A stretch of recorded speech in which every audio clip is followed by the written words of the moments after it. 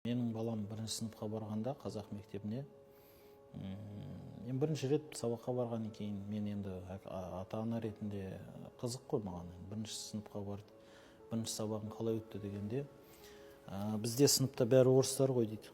Соны мен айттым, ол мүмкін емес, ол жерде орыс фамилиясы бар, сен ғана барсың, қалған суретте көргендей бәрі қазақ сияқты ғой дегенде, класста бәрі орысша сөйлейді ғой деді мен балам.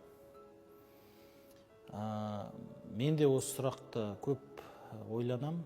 Бізде тіпті, Кристина ханым, мен сізге айтайын, бұл жалпы бар факт, бұған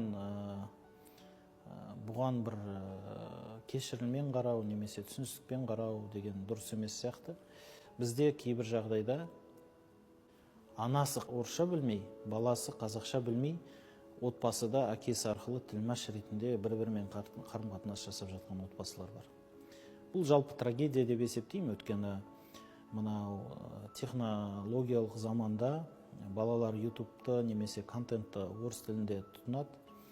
Ата-ана, мен жаңа мысал келтіріп отқан азаматша, ол қандас ханым, бізде Қазақстанға көшіп келген азаматша орысша білмейді. Балалары балабақшаға барады, орталары орыс тілді болғасын, олар орысша біледі. Сондай жағдайға тап болды. Бұл өте қиын жағдай негізі. Менің балам бірінші сыныпқа барғанда қазақ мектебіне бірінші рет сабаққа барғаннан кейін мен енді ата-ана ретінде қызық қой маған. Бірінші сыныпқа барып, бірінші сабағың қалай өтті дегенде, бізде сыныпта бәрі орыстар ғой дейді. Соны мен айттым, ол мүмкін емес, ол жерде орыс фамилиясы бар, сен ғана барсың, қалған суретте көргендей бәрі қазақ сияқты ғой дегенде, класста бәрі орысша сөйлейді ғой деді мен балам.